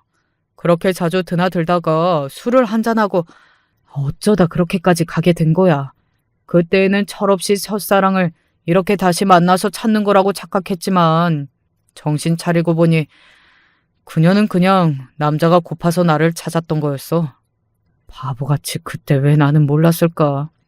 제 이놈이 우리 집에서 너랑 다정하게 지내는 걸 보니까 그제서야 알겠더라고. 내가 정말 사랑하는 사람은 너라는 걸. 질투심에 속이 까맣게 타는 것만 같았어. 그래서 너한테 더 미안해. 내가 바람나 있는 동안 넌 얼마나 아프고 힘들었을까? 미정아, 이혼하자는 말은 하지 마. 나 앞으로 살면서 너한테 다 갚을게. 서방님과 이혼한 후 동서 아니 이수지 그녀는 내 남편밖에 없다고 생각했는지 계속 전화하고 잡으려 들더군요. 하지만 남편은 그 모습에 더 진저리 쳤습니다. 진심으로 반성하고 저에게 돌아온 남편을 보니 제 마음은 더욱 복잡해졌습니다. 서방님은 동서와 이혼한 뒤에 남편이 있는 우리 집에서 자고 가는 일을 멈췄습니다. 대신 시간이 날 때마다 저에게 저녁을 같이 먹자면서 맛집을 데려가거나 차를 타고 드라이브를 하는 등 영락없는 데이트를 하게 되었어요. 저도 제가 왜 이러고 있는지 모르겠습니다. 처음에 솔직히 서방님이 그저 위안이 되는 사람이라고 생각했는데 점점 남자로 보이고 좋아지고 있어요. 아니, 지금 남편은 이제 제 안중에 없습니다. 옆에 두고 싶은 남자는 서방님 뿐입니다. 하지만 그런 제 마음대로 움직이기에는 이건 너무 콩가루잖아요. 남편과 이혼하게 된다면 아예 그 집과 연을 끊어야 하지 않을까요? 미정 씨, 형이랑 이혼하면 되잖아요. 난 이미 형과 전처럼 지내지 못해요. 지금 나랑 당장 결혼하자고 보채지 않아요. 그냥 이혼남 이혼녀로 싱글로서 우리 마음 가는 대로 만나면 되는 거예요. 이런 서방님과 달리 저는 마음이 딱 서지를 않습니다. 우리 친정에는 어떻게 이혼을 설명하고 지금 만나는 서방님을 부모님께 어떻게 이해시켜야 하는 거죠? 시모는 저에게 아직도 연락해서 타이르십니다. 둘째 내가 이혼한 마당에 너네까지 그럴 필요야 있겠니? 재석이가 한번 크게 실수한 거라고 덮어줄 수는 없을까? 그 요망한 둘째가 우리 집안에 분란을 일으키고 말았구나. 전 지금도 아침마다 협의 이혼 신고서를 매만지면서 남편과 이혼해야 할지를 고민합니다. 그리고 만약 이혼하지 않는다면 남편과 전처럼 살 수 있을지, 이미 내 마음에 들어온 서방님을 다시 가족으로 볼 수는 있을지 자신이 없습니다. 하지만 이혼을 해도 문제입니다. 우리 사이에는 아이도 없고 직장 다니면서 저는 이전처럼 살 수도 있겠죠. 하지만 이혼하고 난 뒤에 다가오는 서방님을 거부하고 시댁과의 연을 완전히 끊을 수 있을지 그것 또한 자신이 없어요. 그래서 이렇게 사연을 쓰면서 여기 계신 분들에게 제 문제를 같이 상의드리고 싶었어요. 제가 평소에 여기에 있는 이야기를 들으면서 꼭 댓글도 같이 보거든요. 많은 분들이 여러 가지의 의견을 달아주시고 그중에는 정말 현명한 조언도 보이던걸요. 저도 지푸라기라도 잡는 심정으로 이렇게 제 사연을 오픈하고 제가 어떻게 하면 좋을지 간곡히 여쭤보고 싶어요. 저는 남편과 이혼을 해야 할까요? 만약 이혼한다면 서방님이었던 제이 씨와는 도대체 관계를 어떻게 해야 할까요? 다급한 저에게 댓글 부탁드릴게요. 그럼 전 이만 글을 마무리하고 끝인사 드리겠습니다. 안녕히 계세요. 안녕하세요. 인생 선배님들. 저는 지금 인생의 갈림길에 서 있습니다. 제 사연을 부디 끝까지 들어주시고 살아왔던 경험을 토대로 많은 조언 부탁드립니다. 언젠간 뉴스에서 이런 이야기를 본 적이 있었습니다. 불우한 가정 환경에서 자란 사람들은 두 가지의 형태로 나뉜다고요. 자신이 나쁜 부모님과 나쁜 가정 환경에서 자라왔기 때문에 절대로 결혼하지 않고 혼자 살 거라고 생각하는 사람들. 그리고 반대로 자신이 그런 좋지 못한 부모님과 환경에서 살아왔기 때문에 더욱더 좋아하는 사람과 결혼해서 내가 낳은 자식은 이런 고통 안 받고 평생 행복하게 해줘야지 라고 생각해서 더욱더 절실하게 결혼을 하고 싶어 하는 사람들. 저는 단연 후자에 속하는 사람이었습니다. 저희 엄마는 요즘 말로 술집에서 일하는 사람이었습니다. 술집 여자였죠. 그러다가 저희 아빠를 만나게 돼서 결혼을 하게 되었죠. 물론 그 결혼조차 원해서 하는 것은 아니었습니다. 당시 아빠는 집이 어느 정도 잘 사는 편이었고 그에 반해서 엄마는 집이 못 사는 편이었기 때문에 그렇게 술집에서 일을 하며 돈을 벌어야 했는데 마침 생각지도 못한 아이였던 제가 생긴 김에 엄마는 아빠를 통해서 조금 편하게 살고 싶었던 모양입니다. 그래서 돈을 줄 테니 애를 지우라고 하는 아빠한테 만약에 결혼을 하지 않으면 아빠가 다니는 회사는 물론이고 아빠의 집까지 찾아가서 전부 이야기하겠다고 협박을 했다고 했어요. 그의 아빠는 어쩔 수 없이 울며 겨자 먹기로 엄마와 결혼을 할 수밖에 없었다고 했습니다. 사랑하지도 않는 여자에게 협박을 받으면서 결혼을 한 상황에서 그 자식인 제가 이뻐 보일 일이 뭐가 있겠습니까? 엄마, 아빠, 저랑 놀아주세요. 동화책 읽어주면 안 돼요? 윤희야, 엄마 바쁘잖아. 거실에 가 있어라. 아빠, 그럼 아빠가 읽어주면 안 돼요? 아빠는 이제 약속이 있어서 나가봐야 하는데. 윤희 혼자 읽으렴. 나 글씨를 모르는데. 얼른 가. 아빠도 피곤해. 아빠는 엄마와 결혼한 이후로 맨날 술만 먹었고, 엄마는 아빠가 붙이는 돈으로 옷을 사고 가방을 사고 사채를 부리다가 돈이 부족할 때면 다시 술집에 나가서 일을 하는 생활을 반복했습니다. 그런 상황에서 거의 방치되다시피 하는 저는 몇 날 며칠을 젖 한 번 못 먹고 굶기가 일쑤였나 봅니다. 하지만 다행스럽게도 저희 집 근처에 살던 착한 아주머니가 저를 돌봐주신 덕택에 다행히 죽지 않고는 살게 되었죠. 하지만 한 살 한 살 더 커갈수록 아주머니도 아주머니 자식이 있는 상황에서 저를 정말 친자식처럼 돌봐줄 수는 없었습니다. 그랬기에 유치원에 다니는 나이부터는 거의 집에서 생활을 해야 했는데 엄마도 아빠도 애초에 저를 본체만 채 했습니다.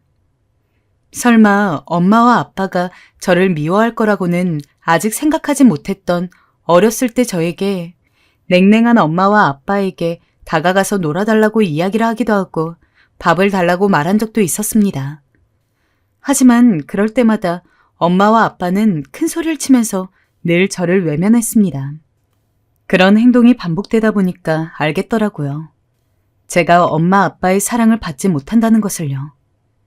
전 차기 식어서 굳은 밥과 라면 국물로 끼니를 때웠습니다. 그리고 아무도 없는 집안에 있기 싫어서 놀이터에서 모래장난을 하거나 그네를 타며 놀았죠. 하지만 언젠가부터 놀이터는 가지 않았습니다. 다른 아이들은 조금만 어둑어둑해질 때까지 놀아도 금세 부모님이 달려와서는 애가 저녁도 안 먹고 아직까지 놀이터에 있어? 얼른 따라와! 하면서 집으로 끌려가고는 했는데 저는 저녁이 아니라 밤 늦게까지 밖에 있어도 엄마든 아빠든 저를 찾으러 오지 않았거든요. 어린 마음에도 그게 너무 서럽고 속상했습니다. 저도 엄마와 아빠로부터 관심받고 사랑받고 걱정받고 싶었는데 어느 날은 늦게 들어가면 걱정해줄까 싶어서 일부러 달이 뜨고도 한참 있다가 집에 들어간 적이 있었습니다. 하지만 아빠는 코를 골면서 거실에서 자고 있고 엄마도 이미 방에서 자기 이부자리만 깐 채 잠을 자고 있었죠. 제가 이렇게 모든 이야기들을 세세하게 기억하고 있는 이유는 제 기억상 엄마와 아빠에게 받은 하대가 남아있기도 해서 그렇지만 제가 중학생이 되었을 무렵 술에 잔뜩 취한 아빠가 저를 붙잡고는 네 엄마랑 너만 아니었어도 난 지금보다 훨씬 더 성공해서 잘 살 수 있었을 텐데 라고 소리를 지르며 모든 것들을 이야기해 주었기 때문입니다. 그 이야기를 들은 다음 날은 학교에도 가기 싫어서 교복을 입고 학교 가는 척을 하며 동네를 떠돌았습니다. 이미 초등학생 때부터 부모님에게 사랑을 받을 수 있을 거라는 기대는 버리고 있었지만 중학생 그날 아빠에게 그런 이야기를 들은 시점으로 저는 점점 더 겉돌기 시작했습니다. 어차피 제가 집에 늦게 들어가건 일찍 들어가건 아무도 신경 쓰지 않고 오히려 평소 엄마와 아빠의 태도를 보면 제가 집에 없는 것을 더 좋아하는 것 같았기에 학교가 끝나고서도 친구랑 시간을 보내다 오거나 아니면 일부러 학교 도서관에서 끝까지 남아서 공부를 하다가 밤이 될 쯤에 집에 가고는 했습니다. 맛있는 것을 먹으면서 놀 순 없었어요.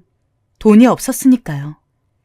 그래도 낳아놓은 자식이라 엄마와 아빠는 몇천 원씩 돈을 주고는 했지만 그거로는 필기구와 공책 몇 개 사는 걸로 전부 끝이 났습니다.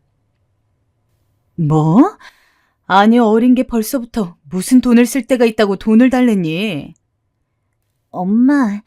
엄마가 준 돈으로는 수학여행 못 가요.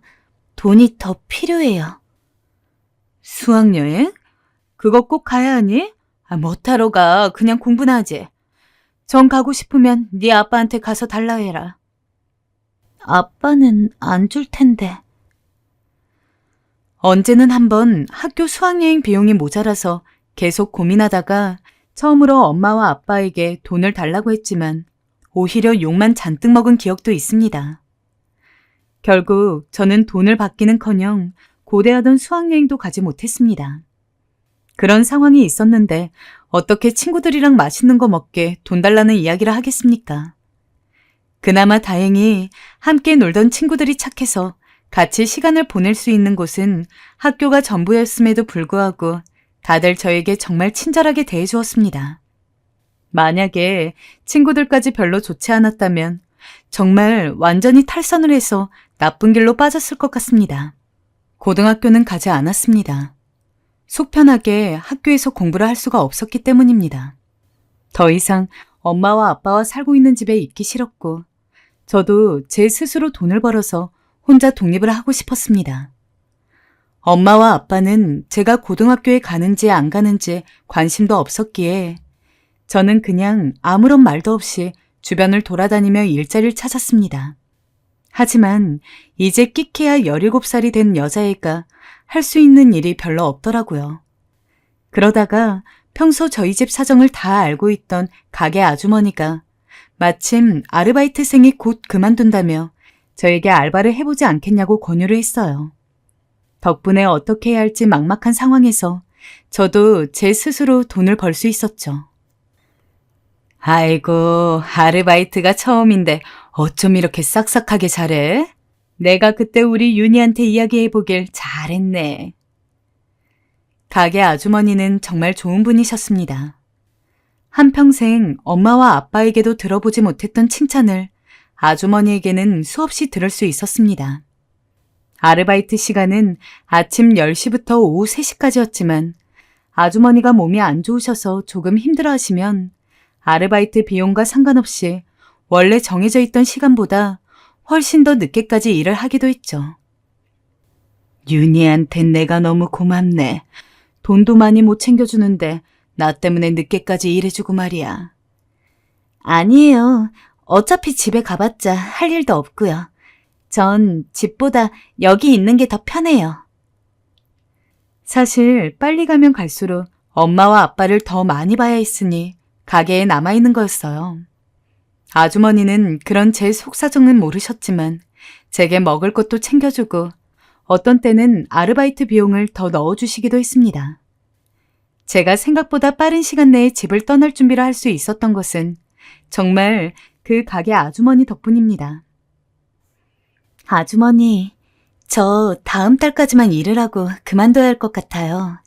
그동안 정말 감사했습니다. 아주머니 덕분에 돈도 많이 모았고 너무 즐거웠어요. 가게에서 일하면서 정이 더 들었는데 다음 달까지만 일한다니 너무 아쉽네. 그래, 이제 뭐 하게? 서울로 가보려고 해요. 거기서 좀 더 제대로 된 일자리도 구하고 아예 서울에서 자리 잡을 준비를 하는 게 나을 것 같아서요. 어린데 아주 기특하네. 그래, 윤희 너는 분명 서울에서도 잘 살 수 있을 거야. 마지막까지 아주머니의 응원을 받으며 저는 아르바이트를 그만두었습니다. 물론 지금까지 모은 돈으로는 당장 서울에 작은 방 하나 잡기도 어려웠지만 일단 기차를 타고 서울로 올라가면 어떻게든 될 거라고 막연하게 생각했던 것 같아요.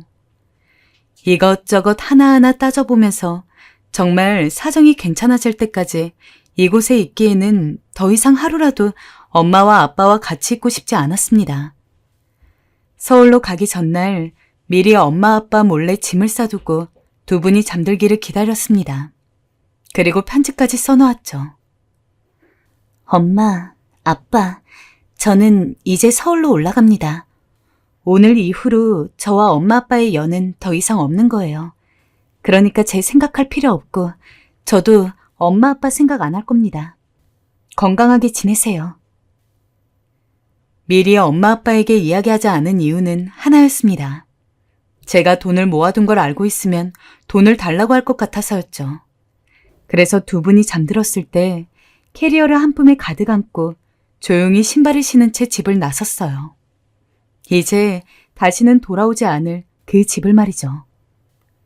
기차를 타러 가는데 가슴이 엄청 뛰더라고요.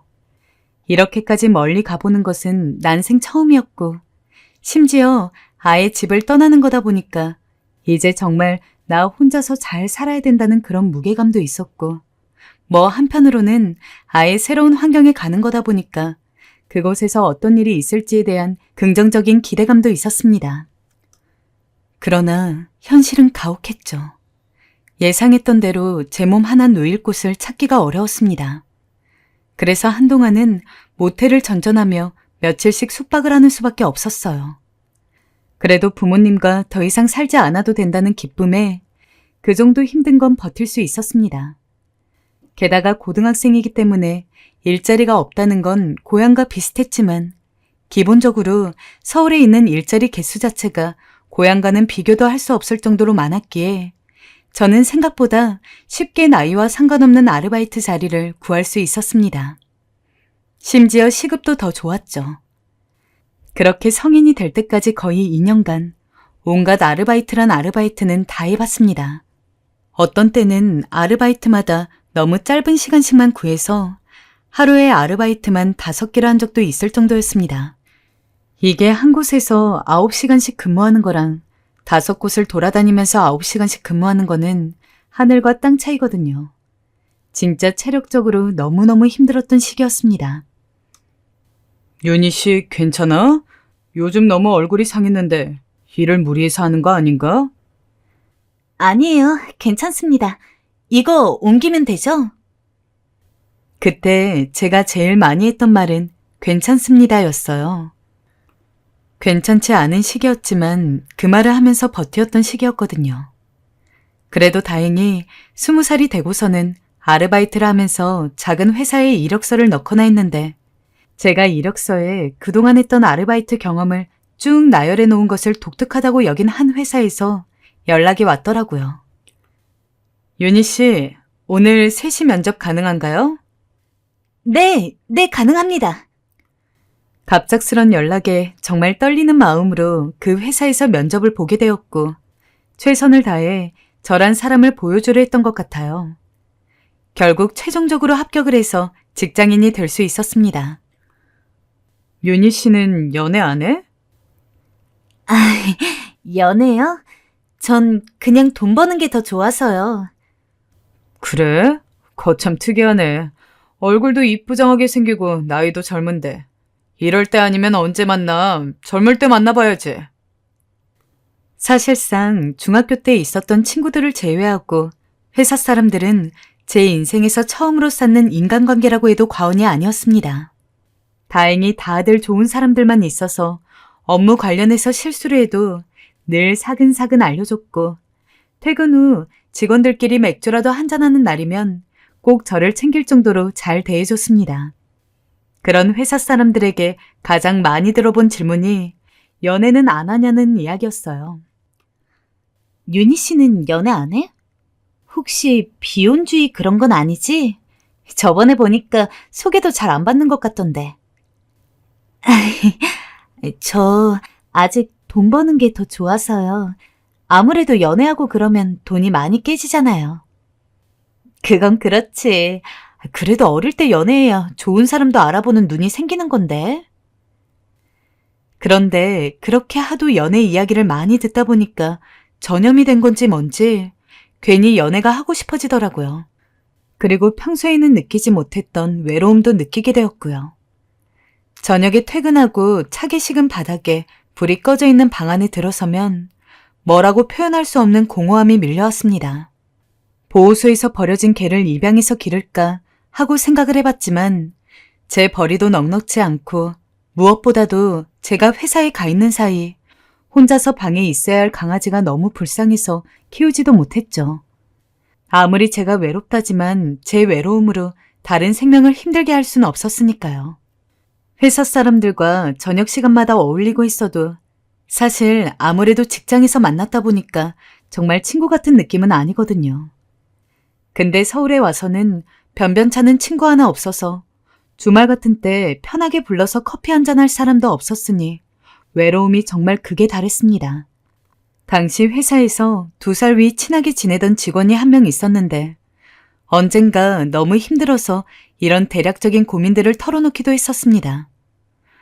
물론 가정 환경에 대해선 이야기를 안 했고 그냥 일찍이 집안 사정 때문에 서울로 올라와서 일을 해야 했는데 아무래도 혼자 너무 오래 있다 보니까 외롭더라. 이런 식으로요. 마침 그분도 지방에서 오래 살다가 돈을 벌려고 서울에 올라온 케이스였습니다. 나도 그 기분 잘 알지. 윤희 씨, 친구고 가족이고 다 지방에 있는데 나만 다른 지역으로 홀로 외딴 섬처럼 떨어져 있는 거? 하루 이틀이야 견디지만 그거 계속되면 너무 힘들더라.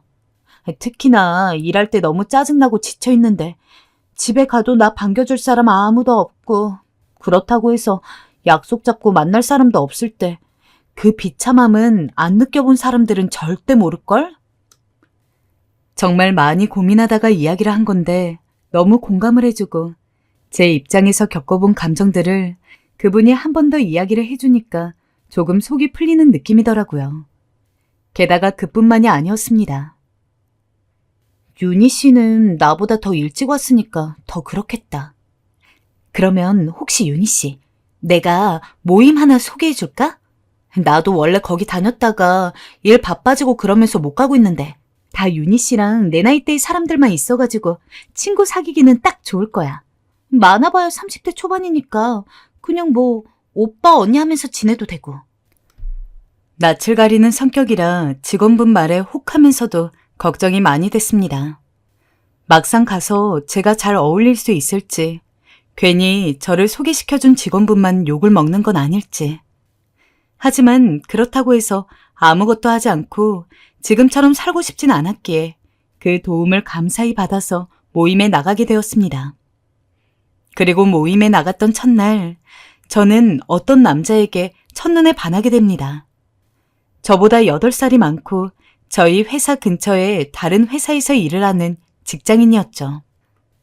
아, 이분이 네가 말한 윤희 씨구나. 반가워요.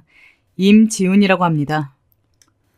살면서 딱히 이상형 같은 것을 생각해 본 적이 없었는데 진짜 가슴이 뛰는 게 무엇인지 처음 알았을 정도로 얼굴을 보자마자 어찌할 바를 모르게 숨이 막혔습니다. 게다가 모임을 다니면서 알게 된 그 남자는 너무 친절하기까지 했죠. 제가 모임에 처음 나왔기 때문에 적응하는 걸 도와주려고 그런 걸 수도 있겠지만 아무래도 모임 자체가 만들어진 지 조금 되었다 보니까 저랑 이야기를 나누면서도 자연스럽게 원래 친했던 사람들과 더 이야기를 하는 그런 분위기가 없을 수가 없었는데 그런 와중에서도 그 남자는 늘 잊지 않고 윤희 씨, 재밌어요? 라는 식으로 말을 걸며 남들보다 저를 더 챙겨주려고 했었습니다. 얼굴도 제 스타일이었는데 성격까지 그렇게 착하니 더욱 안 반할래야 안 반할 수가 없었죠. 정말 말 그대로 한 번에 훅 빠졌습니다. 그렇게 저는 그 모임에 나간 지 딱 2달 만에 남자와 사귀게 되었습니다. 남자가 먼저 고백을 한 덕택이었죠. 모임 사람들이 장난스런 야유를 하면서 오래 가라고 하는데 부끄러우면서도 아, 나도 이제 남자친구가 있구나 라는 생각에 뿌듯하기도 하고 기쁘기도 하더군요.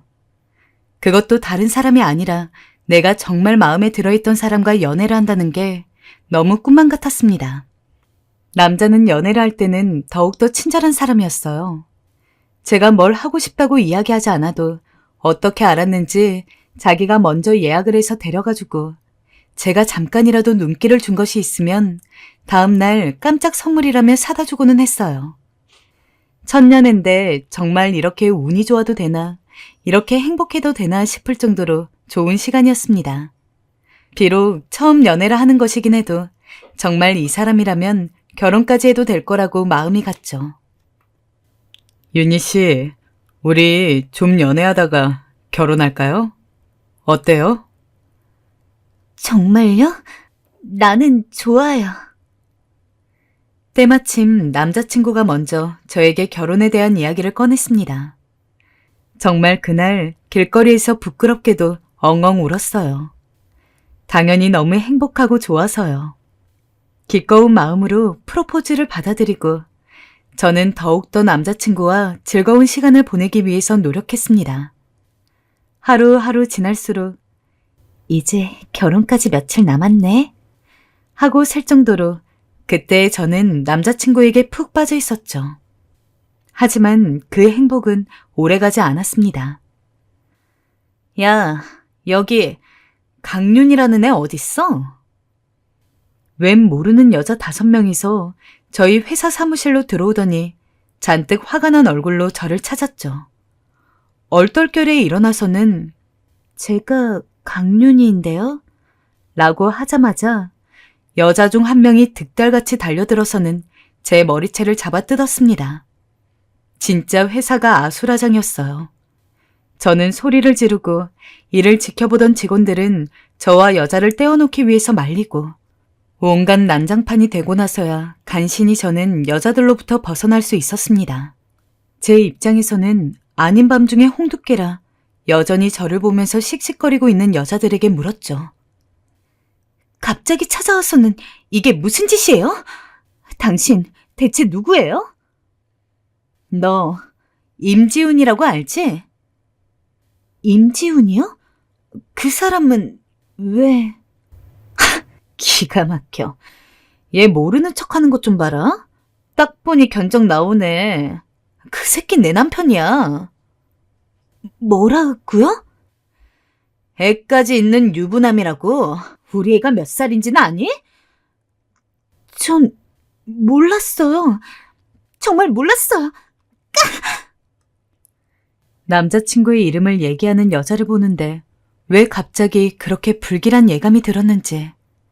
그리고 그 예감은 적중했습니다. 전 다시 한번 아내로 추정되는 사람들에게 머리채를 잡혔고 제가 계속해서 몰랐다고 하자 이 여자도 제 얘기는 들어봐야겠다 싶었는지 놓아주더라고요.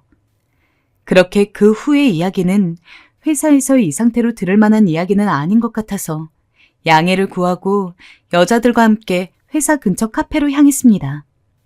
듣게 된 이야기는 너무도 충격적이었죠.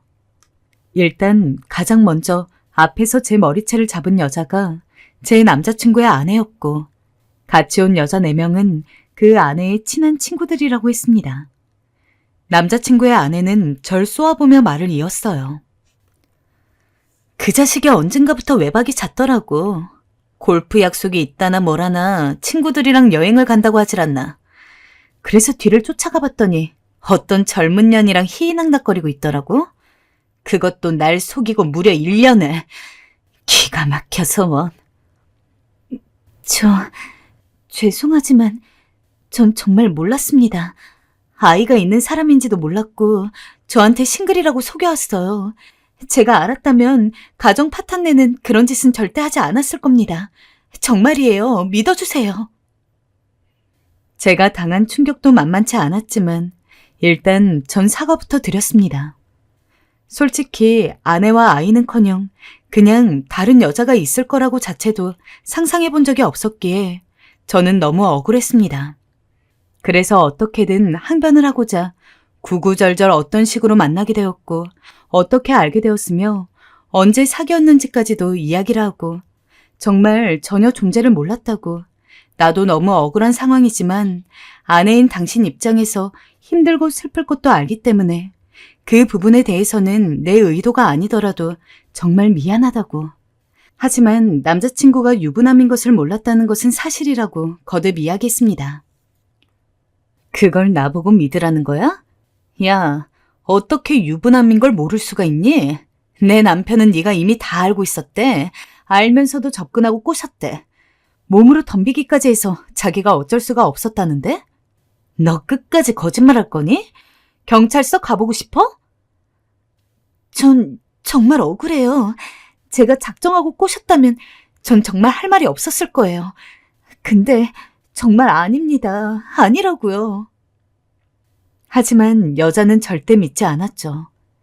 잘은 모르지만 아마 남자친구가 이미 제가 꼬셨다는 이야기를 단단히 해둔 것 같았습니다. 게다가 그 일 때문에 회사 내에서도 제가 안에 있는 유부남을 꼬셨다는 소문이 암암리에 돌아서 더 다닐 수도 없었죠.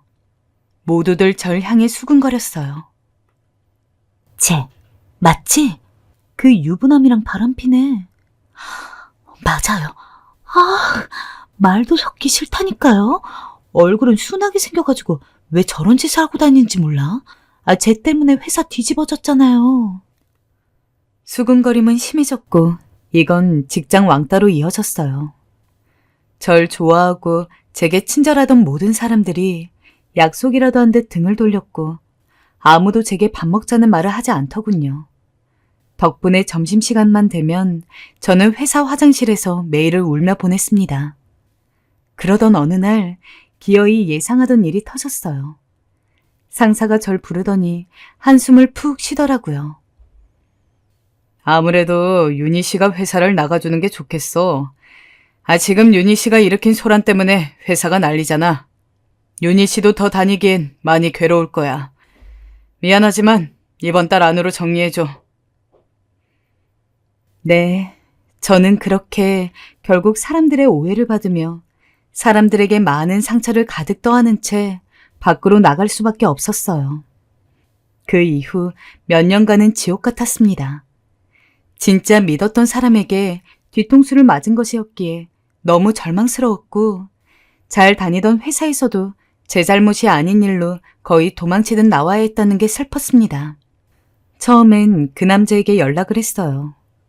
허나 죽어도 제 연락은 받지 않더라고요. 그에 더 화가 나 음성 메시지, 문자 메시지를 남겼습니다.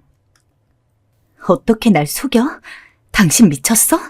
당신 아내 때문에 나 회사 잘리고 갈 데 없어졌어. 이제 행복하니? 만족해?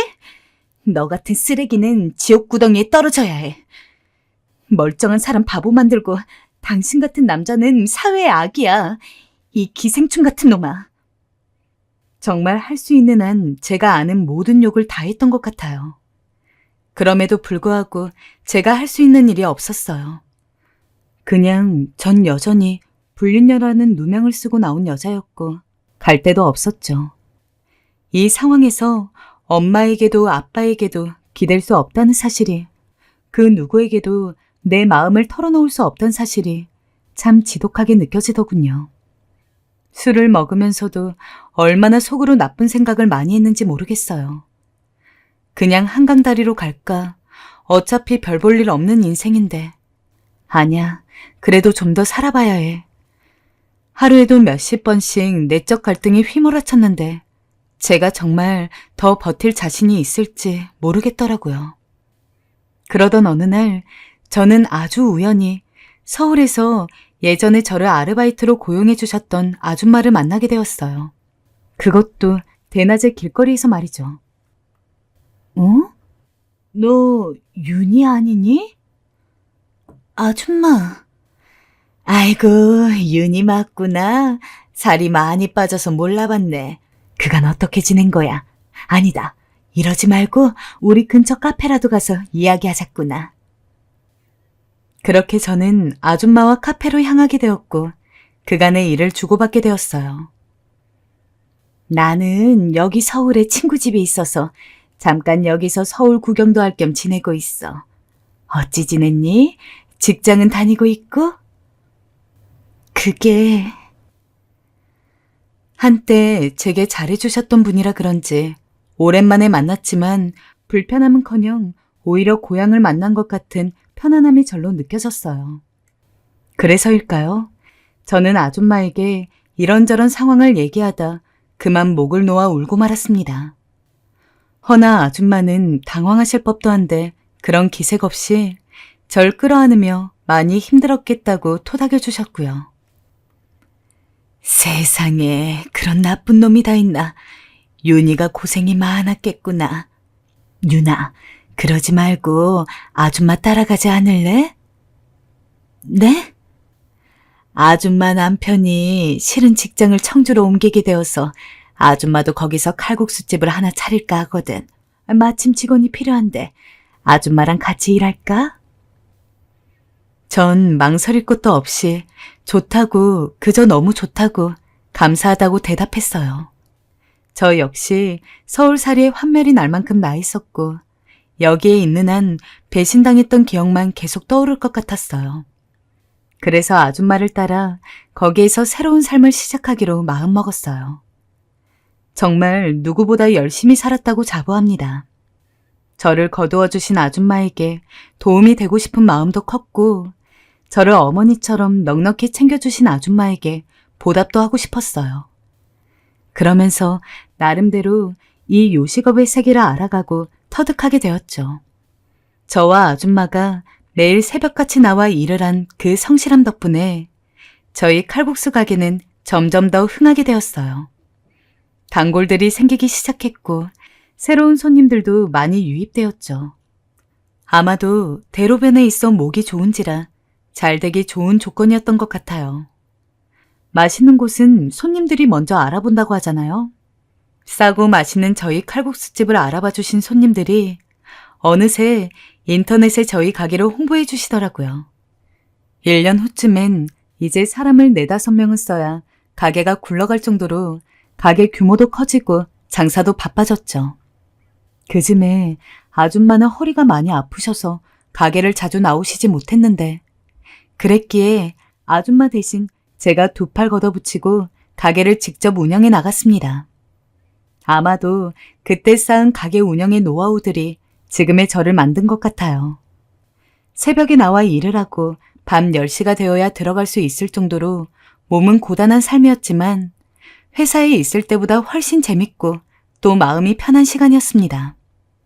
그러던 어느 날 아줌마가 저를 부르셨어요. 윤희야, 아줌마가 생각해봤는데 말이다. 언제까지 내가 집에 있을 수도 없고 자꾸 가게 생각이 나서 말이다. 이 가게를 이젠 네가 그냥 운영해보는 게 어떻겠니?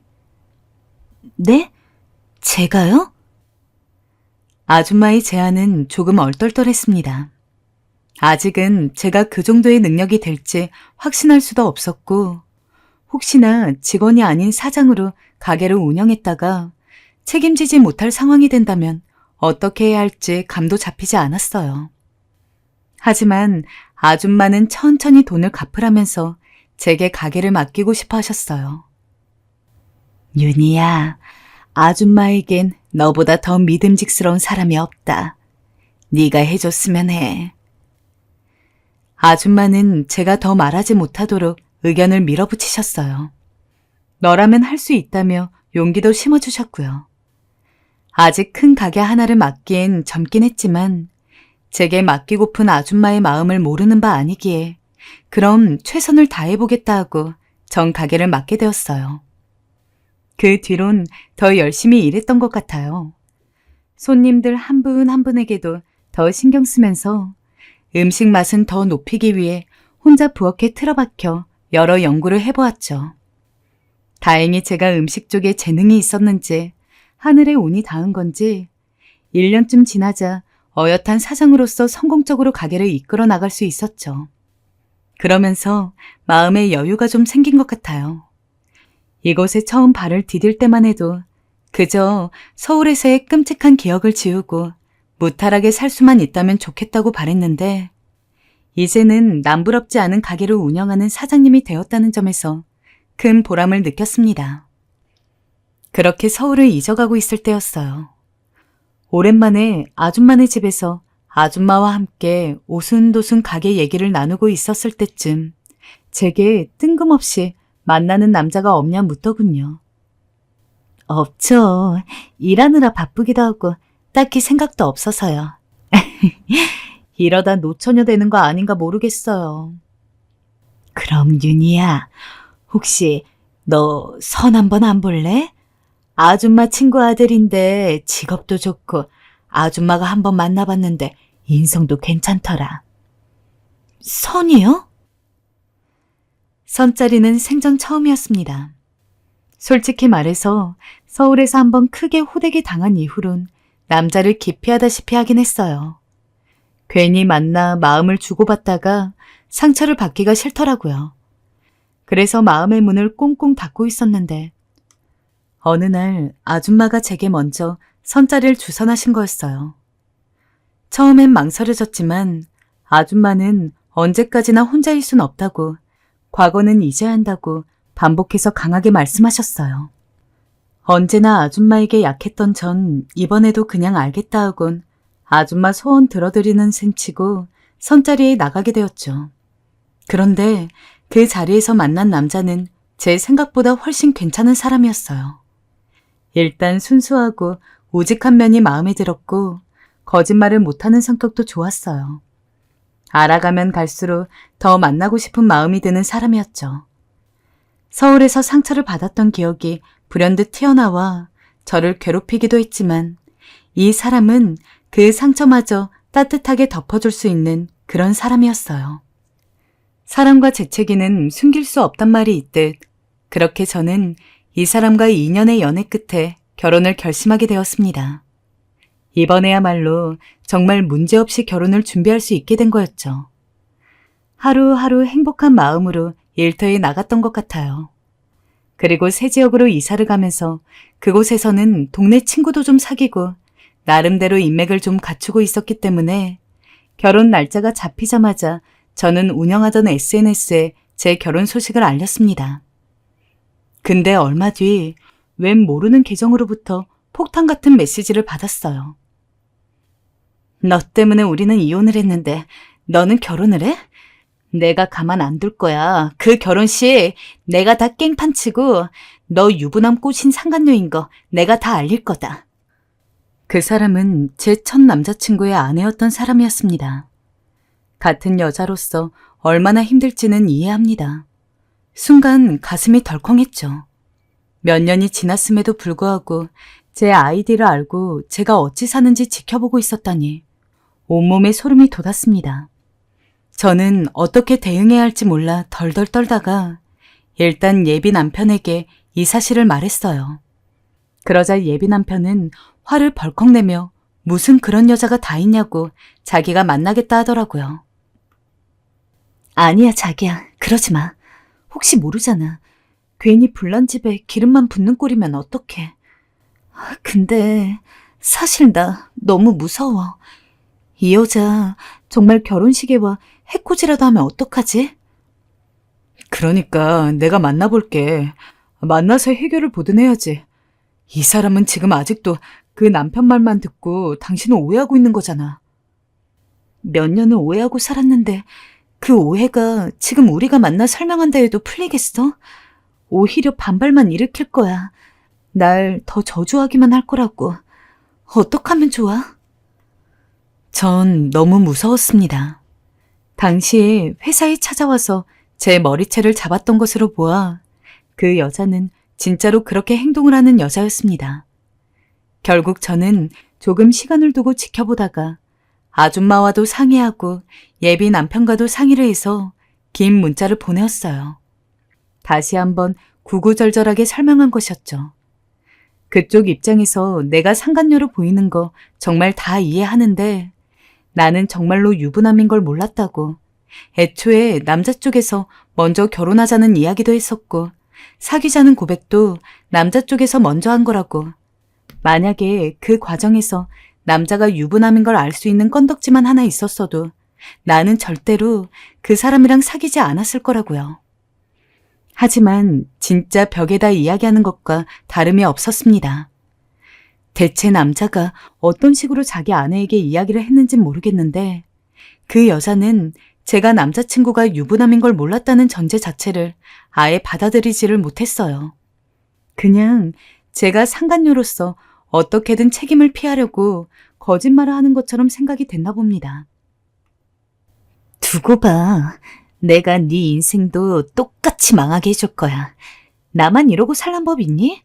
너도 똑같이 망가뜨려 줄 거야. 오히려 제정신이 아닌 것 같은 문자가 날아왔죠. 심지어 다음 날엔 제게 마음의 준비해 라는 식의 문자도 보내왔습니다.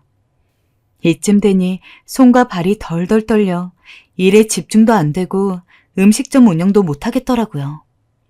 진짜 어디에 이야기하지도 못하고 미쳐버리겠습니다. 이게 말이 와전이 된다고 당장 한 다리만 건너도 내 본래 의도와는 다르게 전달이 될 때가 있는데 내 입장에서는 해명을 하겠다고 한 건데 오히려 도둑이 제발 저린 것처럼 보일 수도 있을 것 같고 무엇보다도 제가 너무나 결백한 상황에서 제 결백을 재차 밝히고자 무언가를 해야 한다는 것 자체가 너무 힘들었어요. 저는 옛날 남자친구의 번호로 다시 연락까지 해보았어요. 제발 당신 전 아내를 말려달라고, 제발 그것만이라도 해달라고 사정까지 했어요. 제가 왜 빌어야 하는 입장인지는 모르겠으나 그렇게라도 해서 사태를 해결하고 싶었어요. 솔직한 심정으로 그냥 결혼식 안 올리고 혼인신고만 하고 싶기도 해요. 하지만 신랑 될 사람이 엄청 곱게 자란 외동아들이기도 하고 요새 아무리 식없이 간소하게 혼인신고만 하는 커플이 많다고는 하지만 이미 결혼식 준비까지 착착 되어가고 있는 상황이라 이거를 물을 수도 없어요. 저는 정말로 어떻게 해야 할까요? 방법이 없을까요? 처음으로 행복다운 행복을 누리고 드디어 원하는 사람을 만나 결실을 맺으려 하는데 왜 난데없이 과거의 일이 툭 튀어나와 제 발목을 붙잡는 걸까요? 정말 하늘이 무심하단 생각이 절로 듭니다. 너무 마음이 심란해 여기에다가라도 사연을 보내봤네요. 부디 신랑과 함께 현명하게 헤쳐나가겠습니다.